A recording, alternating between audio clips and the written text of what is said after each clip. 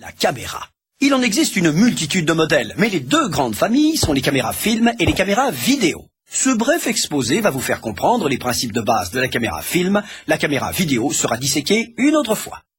Comme son nom l'indique, la caméra utilise une pellicule pour enregistrer les images. Son procédé repose sur le principe visuel de la persistance rétinienne que nous avions déjà évoqué lors de notre exposé sur la croix de Malte.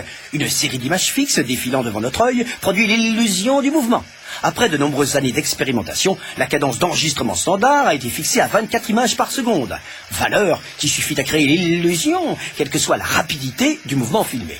Pour des effets spéciaux, comme les ralentis et les accélérés, on fait parfois varier cette valeur.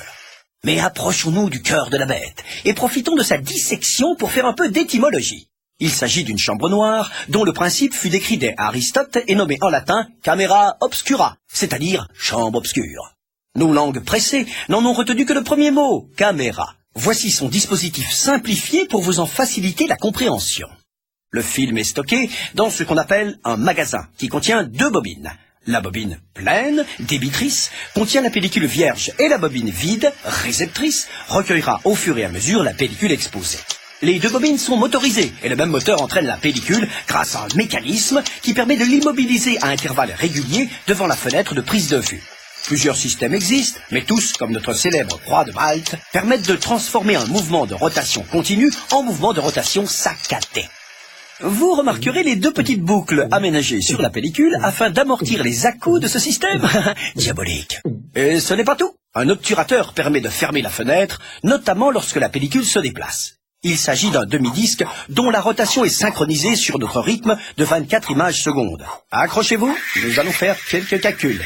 Pendant un demi-tour, soit 1/48e de seconde, la pellicule est exposée, puis cachée pendant l'autre demi-tour. Avec ce réglage, vous remarquerez que lorsque l'on filme des actions rapides, les images sont floues, car l'exposition pendant 1/48e de seconde était trop longue. Qu'à cela ne tienne, l'obturateur est en fait constitué de deux demi-disques dont on peut ajuster les positions pour obtenir un temps d'exposition plus court, 1/100 de seconde, 1/200 de seconde, etc., etc., etc.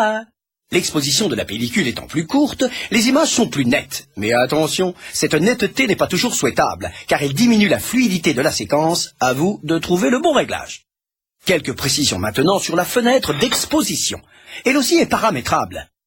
Rappelez-vous notre exposé sur les formats, selon que vous souhaitiez faire du 1.33, du 1.66, du 1.85, etc. Il vous suffira d'échanger le cache métallique qui définit la surface exposée sur la pellicule. Dans le cas des formats scope anamorphosés, comme le 2.35, un dispositif optique sera évidemment placé en amont. On récapitule. La caméra film permet d'échantillonner la réalité en série d'images fixes à raison de 24 images par seconde. L'obturateur permet de régler la durée d'exposition des images et la fenêtre définit le format de la surface exposée. À bientôt pour un nouveau truc.